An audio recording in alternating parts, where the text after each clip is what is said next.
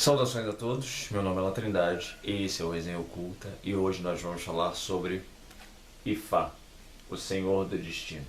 Esse livro foi escrito por Fernandes Portugal Filho, contém 194 páginas divididas em 24 capítulos e foi publicado no ano de 2014 pela Madras Editora. O Ifá é uma religião que vem se popularizando bastante com o passar dos anos.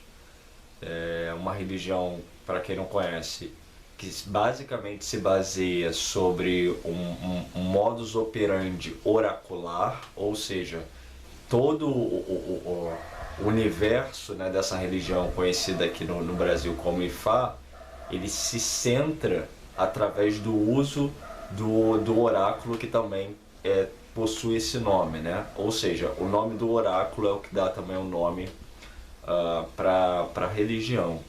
Então, a estrutura, né, desse oráculo é basicamente a mesma estrutura fundamental conhecida pelos europeus como geomancia, né, que são 16 figuras formadas por 4 linhas, né, são parte dessas figuras aqui que aparecem aqui no fundo, ou seja, tanto a geomancia quanto o Ifá, eles usam exatamente as mesmas figuras, exatamente as mesmas 16 figuras.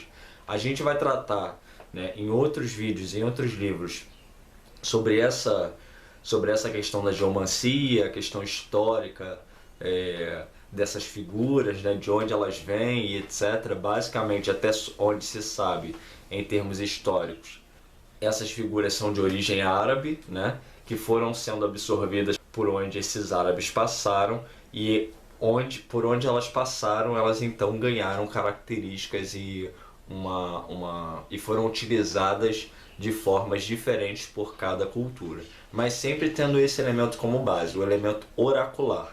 Então o Ifá é uma religião, e é uma religião basicamente que se centra, né, sobre essa questão do oráculo. Mas é só isso? Obviamente que não, né?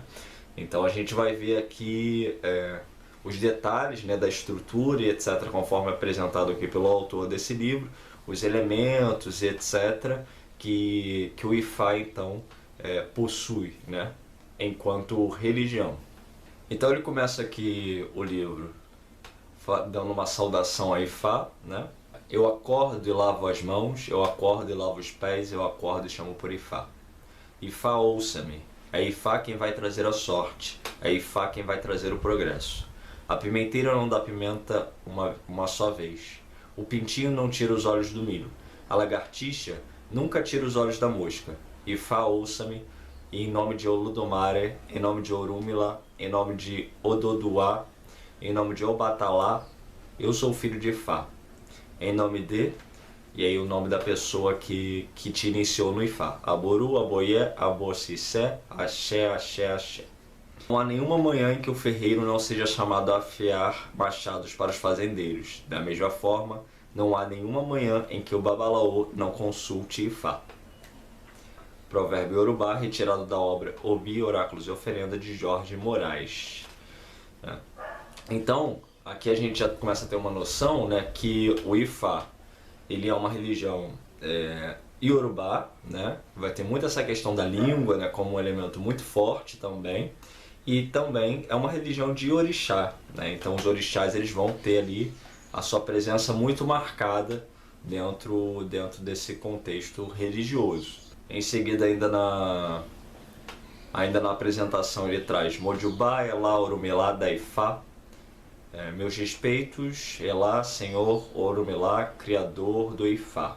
E aqui ele traz 51 versos em Yorubá e a tradução, né?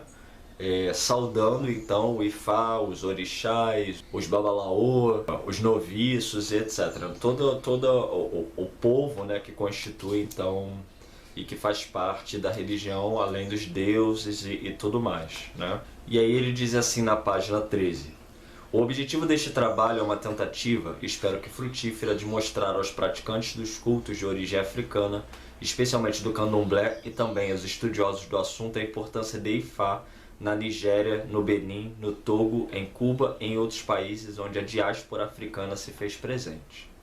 Minha presença em território africano, sobretudo na Nigéria e no Benin, e posteriormente em Cuba, em companhia de confrades babalaô, possibilitou-me a preparação deste livro, que narra em detalhes o culto e a prática de Ifá.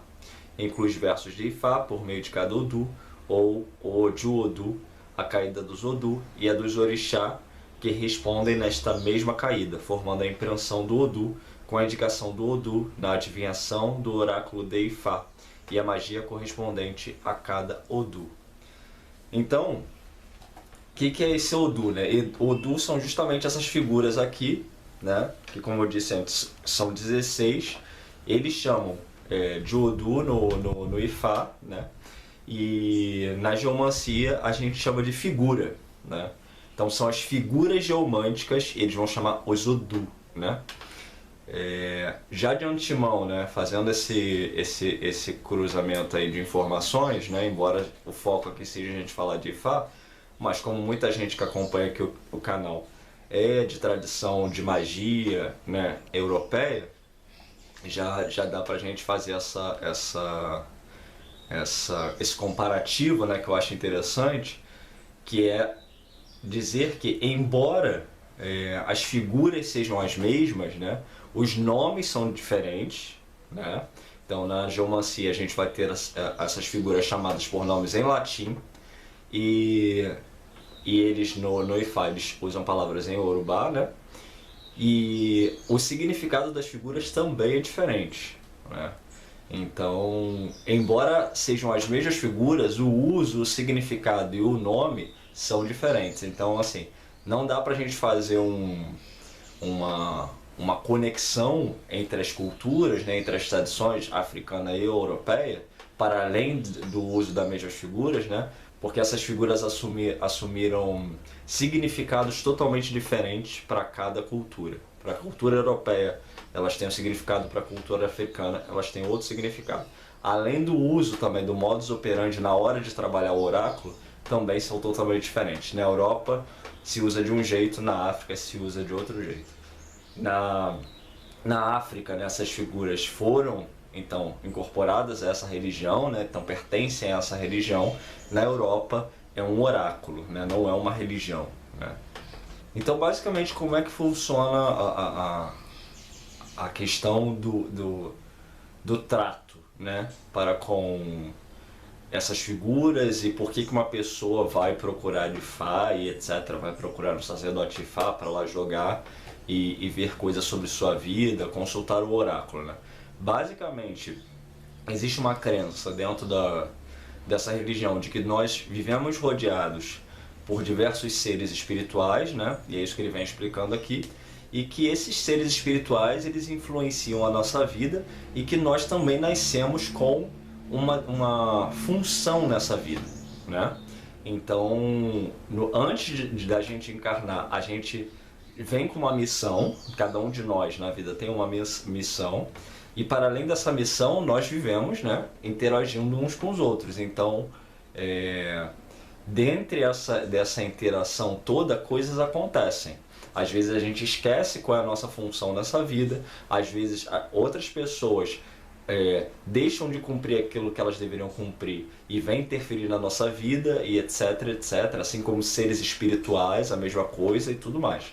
Então, basicamente, a ideia é de que o sacerdote de Ifá, o babalaô, né, ele vai ser capaz de, através do oráculo, te dizer o que está acontecendo na sua vida, por que as coisas estão dando certo, por que as coisas estão dando errado, e etc, etc. E o que você tem que fazer para que você viva tendo uma vida positiva, né? Ou seja, para que as coisas caminhem, andem, funcionem na sua vida, para você deixar o negativo e converter o negativo em positivo.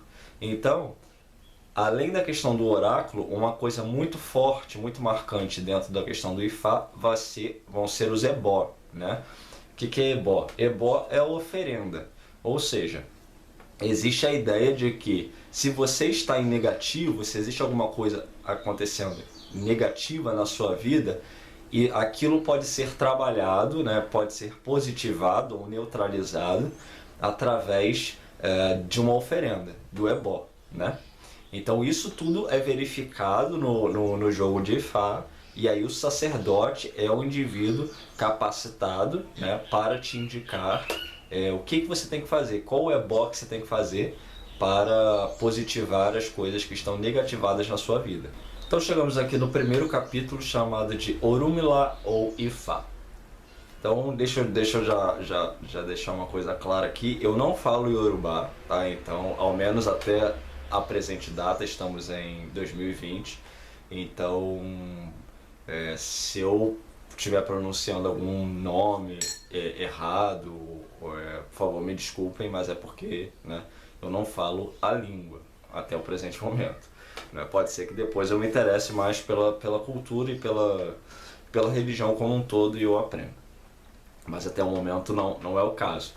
Bom, chegamos então no primeiro capítulo, que é Orunmila ou Ifá. Então assim, esse é um elemento que vai estar muito marcado aqui também, né? E é muito presente na cultura, aliás, nas religiões como um todo, né? Que é essa questão de um mesmo Deus muitas vezes ter vários nomes. Por que isso acontece, né? Uma vez uma pessoa estava conversando comigo e falou assim, por que um Deus às vezes tem vários nomes? Porque esses nomes geralmente marcam características daquele Deus.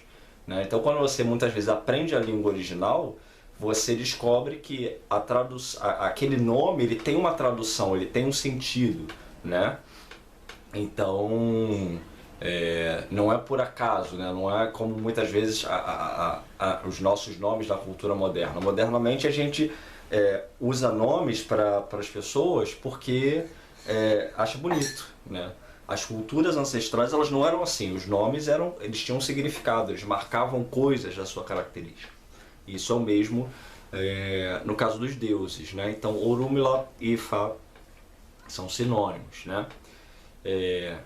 Ifá é o nome da religião, é o nome do oráculo e é o nome do deus, ok? Então dependendo do contexto, você vai entender do que está falando. Se é o Ifá, o oráculo, mas o oráculo também é o orixá, é o deus, etc. Então fica essa coisa assim bem homogeneizada. Bom, aí é que ele vem falando um pouco da história, né, da questão mitológica e tudo, que Olorum, né, ou Olodumare, né, que é Deus, né, o conceito de Deus maior da cultura, mandou Ifá descer do Orum, ou seja, do céu, para o Ayé, né, que é a terra. E aí ele foi mandado para cá para consertar a terra, né? Então a gente sempre vê também essa característica muito presente das religiões, né, que é essa coisa assim de Deus estar insatisfeito, né, com o andamento, né, da terra, da humanidade, e em muitas culturas e muitas religiões você vai ver isso, né, um processo de tentativa de consertar o que tá dando errado, né. Então ele manda Ifá para cá, o Ifá vive aqui por muitos anos, mas ele então, depois desse tempo, ele resolve voltar para o Orum, né, para o céu, depois que ele se decepciona com um dos seus filhos, né, um dos seus 8 filhos que o desrespeitou, então ele resolve voltar em definitivo para o céu. E aí então ele deixou alguns instrumentos, né, alguns elementos como sementes, etc., na terra, de modo que mesmo no céu, né, os que aqui ficaram pudessem contactá-lo para saberem então as coisas do futuro, do passado e etc. E o que fazer, né? Então, o Orunmila, né, que é o Ifá, né, ele é o deus da sabedoria. Então, ele tem o conhecimento de todas as coisas. Por isso que ele é consultado, então, para saber o que deve ser feito, quais ações devem ser tomadas. Por isso que eu destaquei lá no começo a questão de todo dia, né, como o autor coloca aqui, todo dia o sacerdote de Ifá, ele consulta Orunmila, né, ele consulta Ifá para saber como vai ser o dia, o que deve ser feito, ele atende as pessoas, etc. E o autor vem destacando aqui que, apesar de na Nigéria, né, terem muitos cristãos e muçulmanos hoje em dia, ainda assim muitos deles consultam os sacerdotes de Ifá, né, porque é uma coisa muito muito profunda na cultura, né, daquele povo, daquele país e etc. Então, mesmo muitas vezes pertencendo a outras religiões, o Ifá é consultado. Então a gente vê também uma característica interessante, né? Que a consulta do Ifá não se restringe só a quem for adepto de Ifá.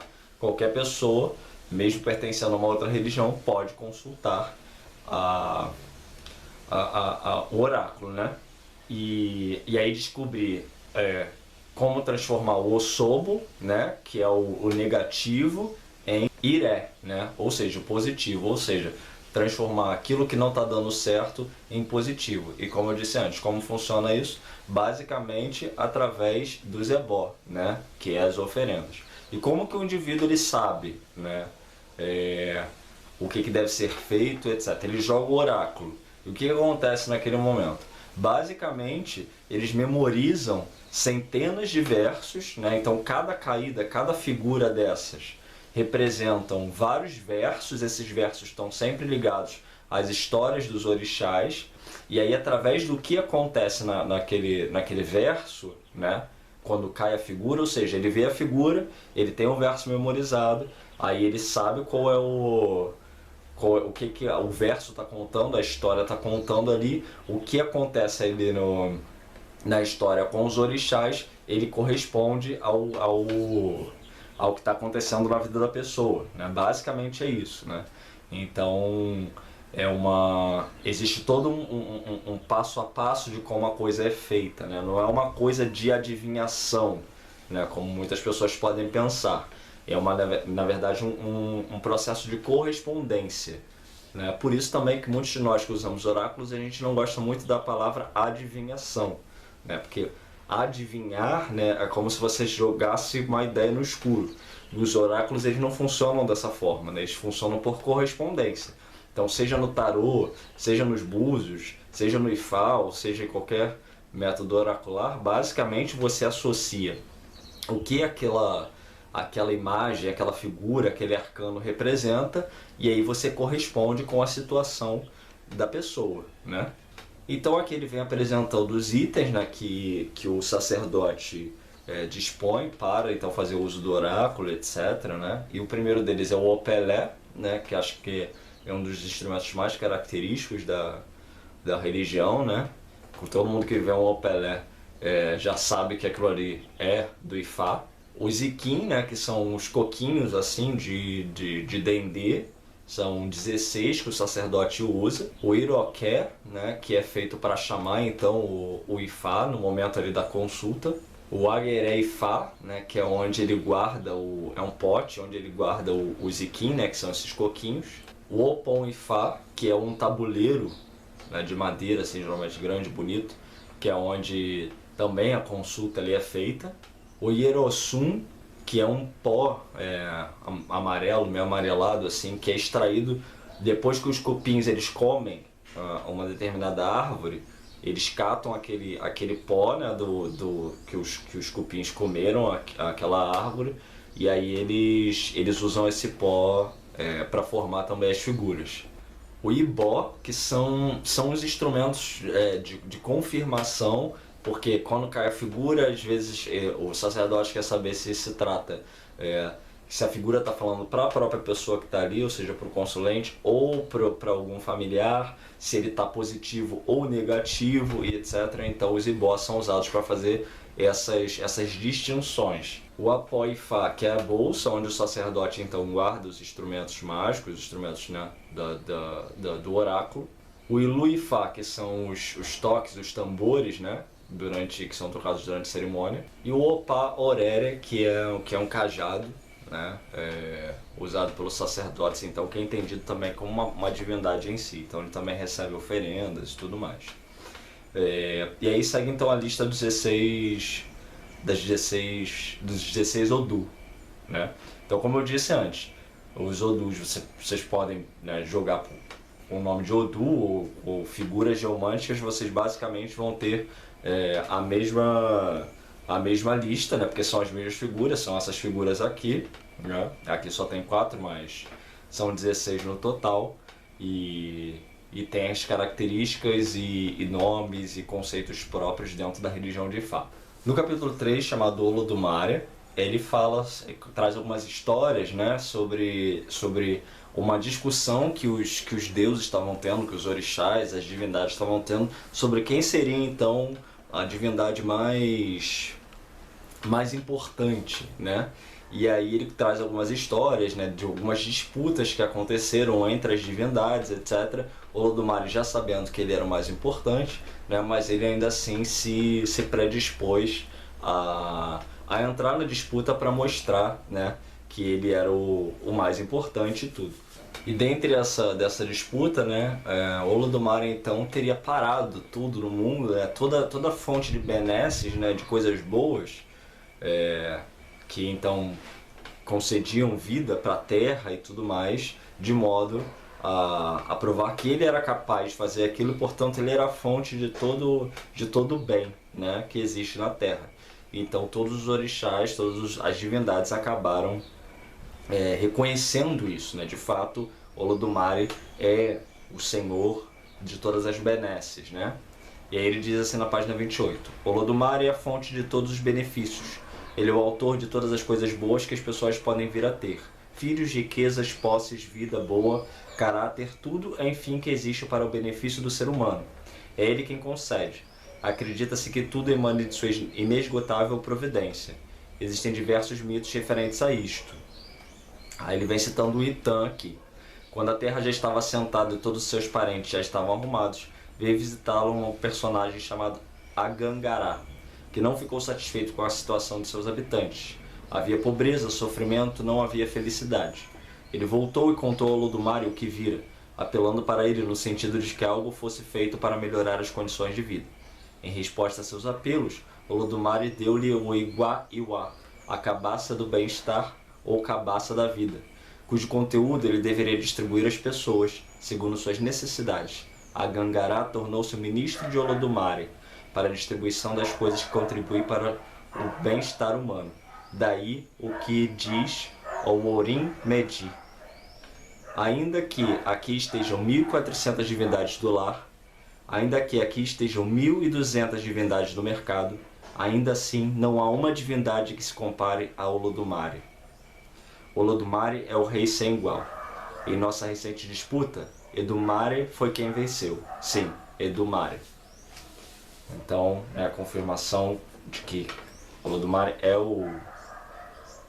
a fonte, né, de todas as benesses, etc. E vem uma série de Itã, né, uma série de versos aqui, ressaltando essa questão de Olodumare, né. Ele destaca aqui também, né, a presença de Obatalá, né, ou Oxalá, como criador do homem, etc. E sobre a relação que Oxalá tem com os albinos, com os aleijados, os corcundas, né, que eles são Eni Orixá, que eles são os escolhidos do Orixá. E aí vem falando sobre que o Batalá, ou seja, Oxalá, ele molda, né, o homem do barro, e o Olodumare sopra a vida nele, né? Então, mais uma vez, essa questão, né, muito próxima com outras religiões, né, o homem sendo formado, né, do barro e etc. Então, o Batalá molda e o Olodumare, ele sopra a vida, né? E aí tudo de Obatalá é branco, né? Tudo de Oxalá é branco. E espera-se então que seus filhos também vistam branco, né? E que sejam puros, né? Porque tudo que se relaciona ao Oxalá é questão de pureza. E ele recompensa os seus filhos então com prosperidade na vida. No capítulo 3 nós temos Orunmila. E aí o autor vem mais uma vez falando sobre essa questão, né, da relação de Orunmila com Olodumare, né?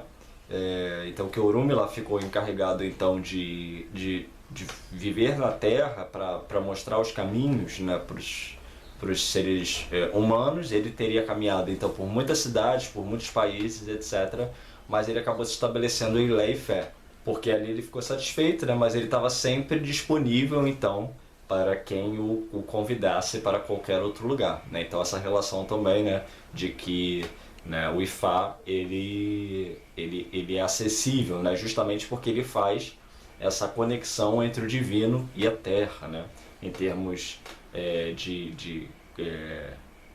sincretismo e correspondência, né, a gente vê também essa característica em Mercúrio, né, e tudo, ou seja, sempre essa coisa da comunicação, né, entre o divino e a Terra e a relação com os oráculos. A gente vai ter também Tote, né, Terut no Egito e tudo mais.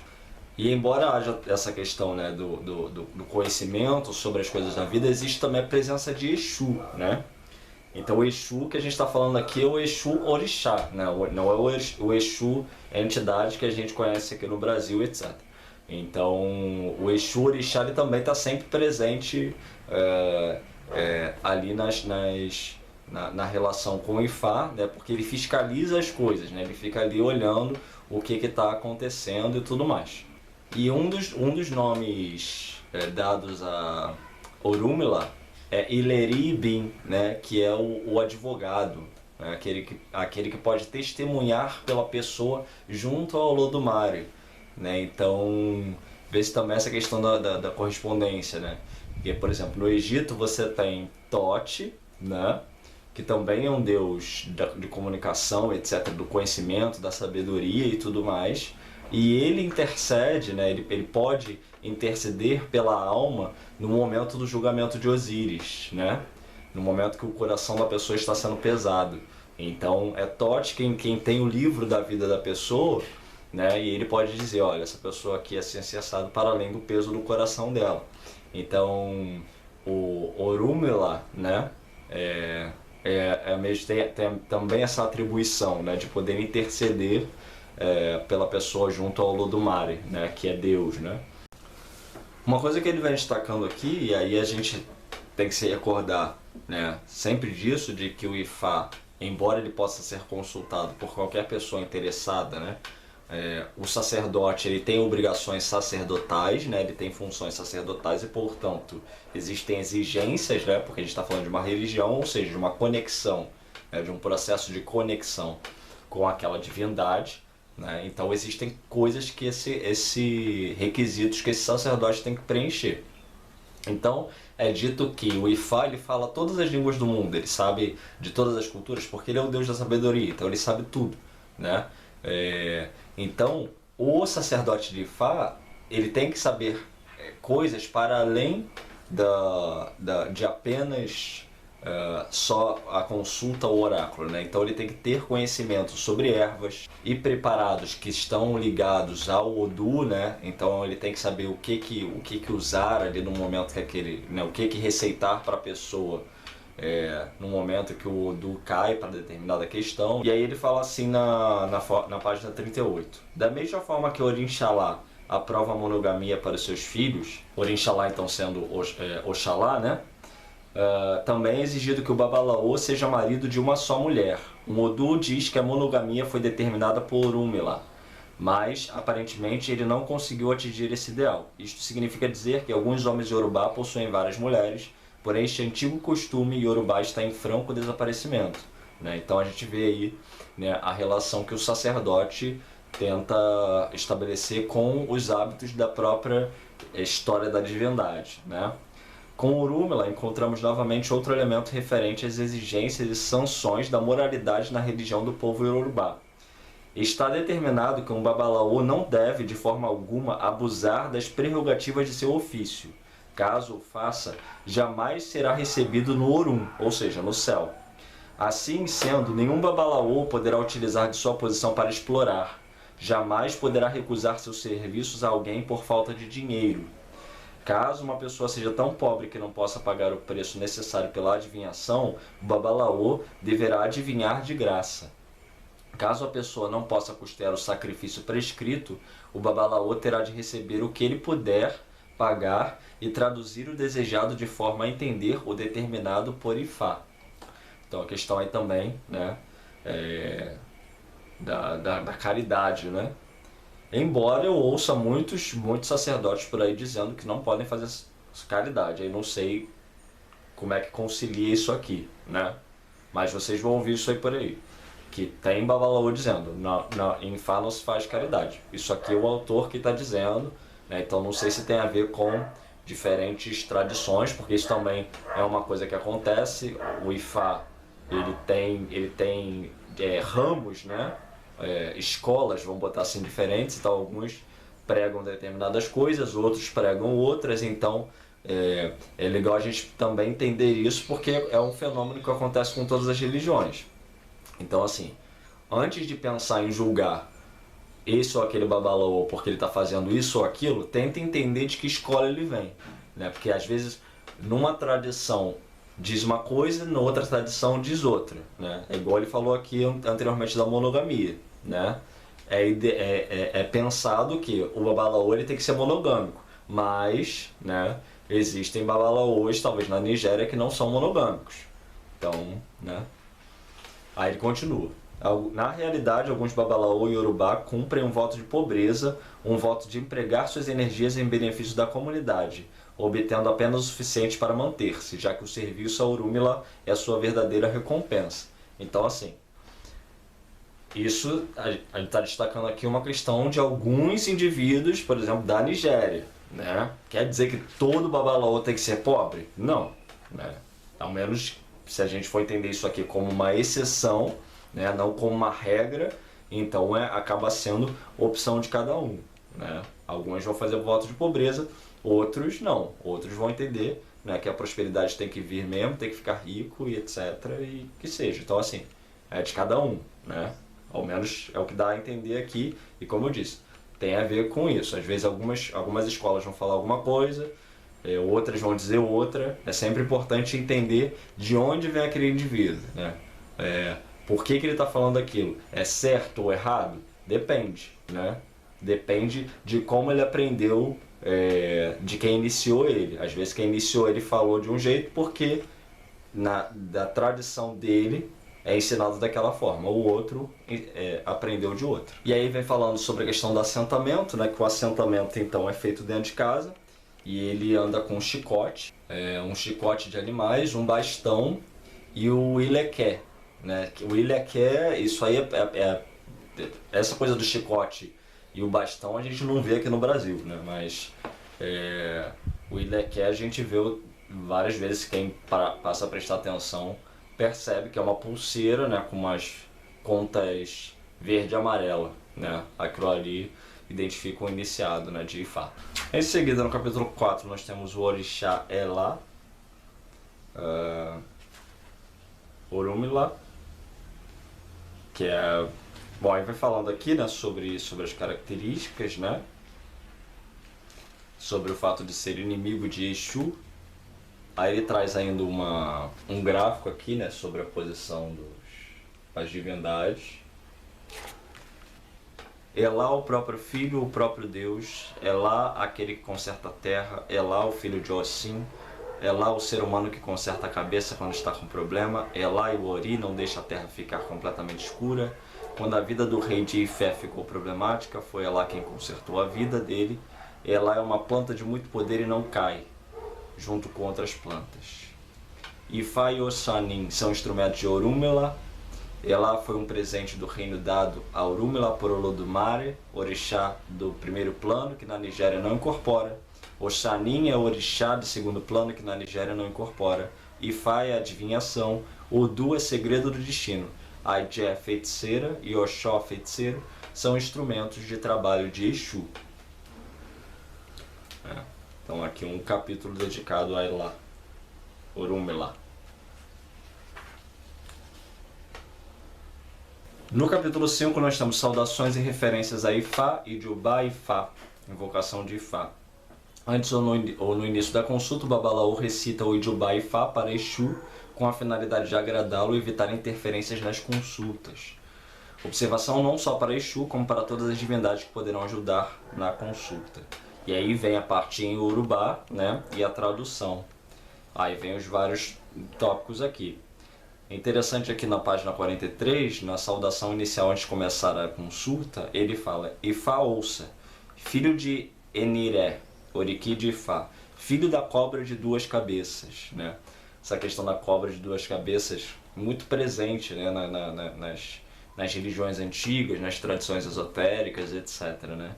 Como a gente tem o caduceu, né, de Hermes, na Reca, né, que é a magia egípcia, né, também representada pela cobra de duas cabeças e etc. Então a cobra de cabeça, ou são duas cobras que se cruzam, né, ou cobras de duas cabeças, etc. Mas sempre essa questão de uma dupla cobra, né, é muito presente, né. Interessante isso. No capítulo 6 nós temos Idiobá Odu Merindilogum, invocação aos 16 destinos. E aí aqui é um verso onde tem 17, um texto com 17 versos, né? Também em Yorubá, e a tradução, né? Trazendo todas essas invocações, né? Ele chama de invocação dos 16 destinos. No capítulo 7 nós temos Ediogwe, primeiro Odu dos 16 principais, e aí começa uma série de capítulos, né, que vão falar então dos 16 Odu. Então a gente não vai falar aqui obviamente de cada um deles, né, porque é uma coisa muito específica, mas eu vou falar de como funciona a estrutura aqui do capítulo, né. Então o que eu falar aqui se aplica aos 16, né, então é a parte mais significativa do livro, assim, porque, né, são os 16, mas são várias páginas falando de cada um dos 16.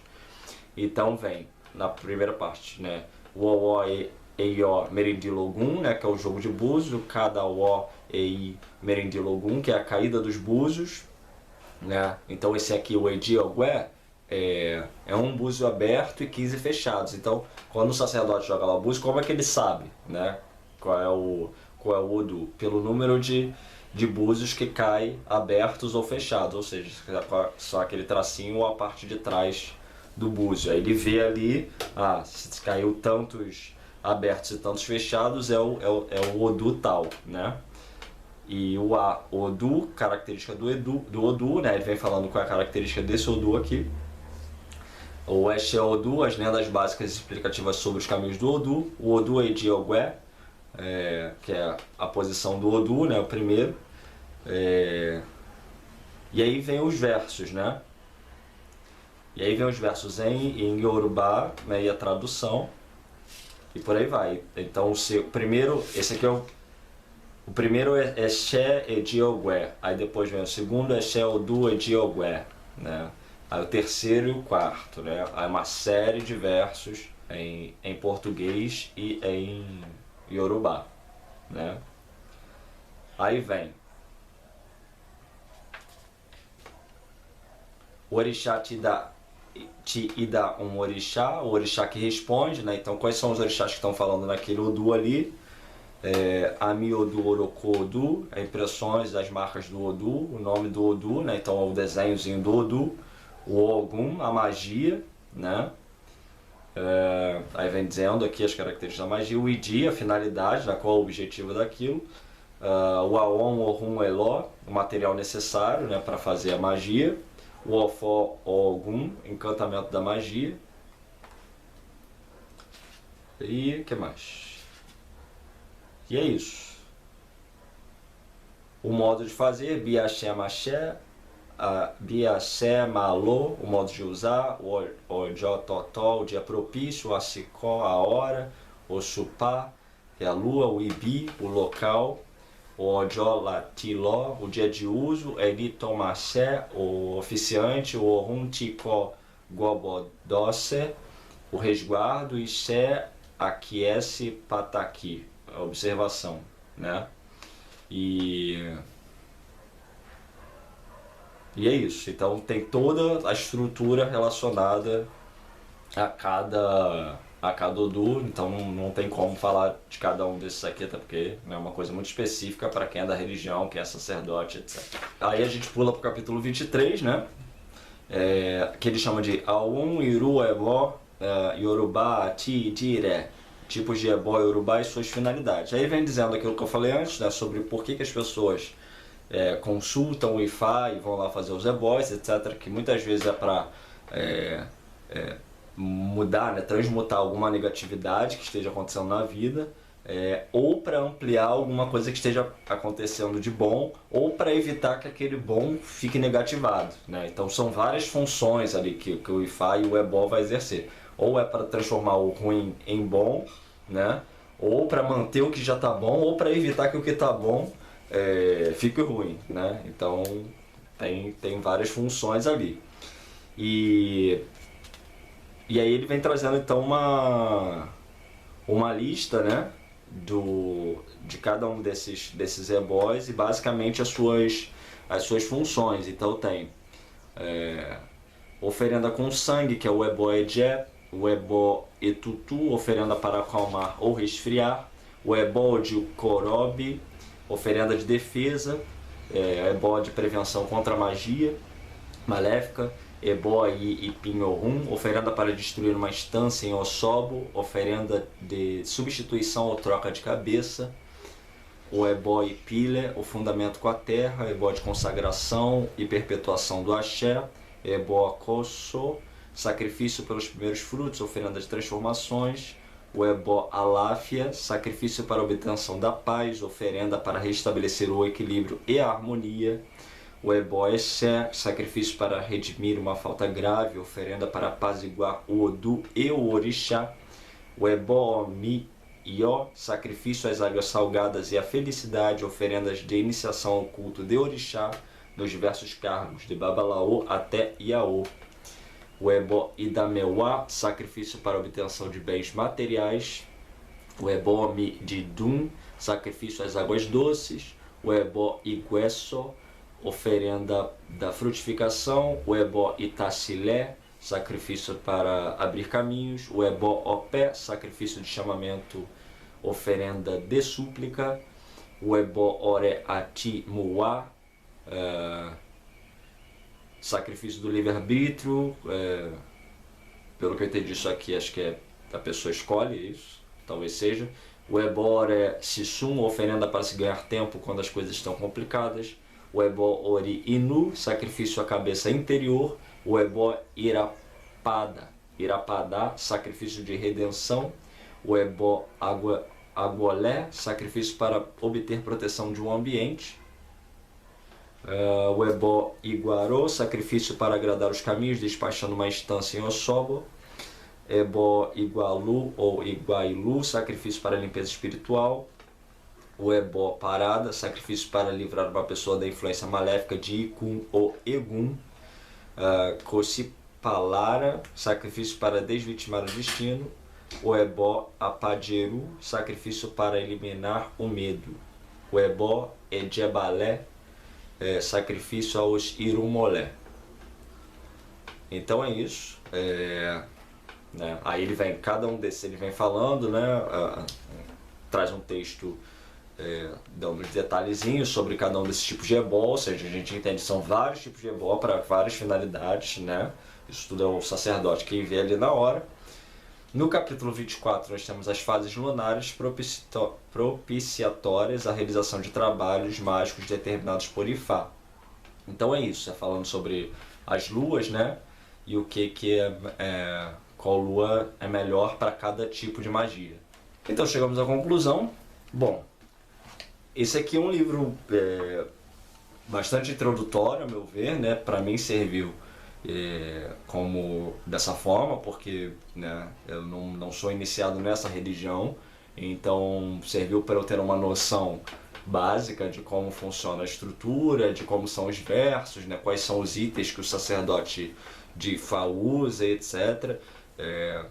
Embora ele não se aprofunde, né, em nada, e por isso mesmo, a meu ver, é introdutório, né, porque ele vai te dar a visão geral ali sobre como a coisa funciona, o que é usado, para que serve o que, basicamente, e etc. Para quem nunca teve contato com a religião, né, eu acho um livro recomendado. Embora tenha que se ter em mente sempre isso, né?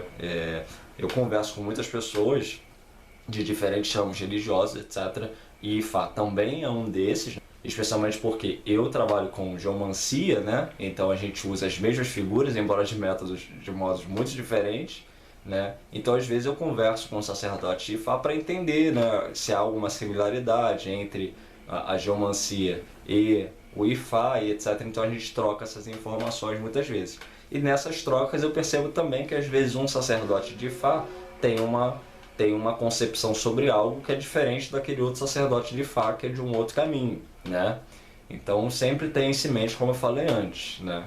Em religião a gente sempre vai encontrar isso, né? Então Ao invés de talvez tentar dizer que esse está certo e o outro está errado, ou vice-versa, né? O ideal é a gente tentar entender por que, que aquele segmento fala aquela coisa e por que, que aquele outro segmento fala outra coisa. É lógico que tem certos limites, né, para essa diferença, né? Porque existe uma base ali religiosa que une todos, mas quando são detalhes, né, eu acho que a individualidade de cada segmento deve ser respeitada, né? A não ser que seja algo estapafurdiamente diferente um do outro, né? Aí a gente olha com mais atenção. Mas quando são especificidades, muitas vezes culturais, né, que a gente percebe que são por influência de cultura ou de modernização e etc., né, ou sincretismo, então eu acho que cada um deve ser respeitado na sua individualidade, né? Se está funcionando, se funciona para a pessoa, se funciona para você, então amém. Se não funciona, cada um procura o que melhor funciona para si, faz como achar melhor, até porque, né, ninguém é obrigado a nada. Então, assim,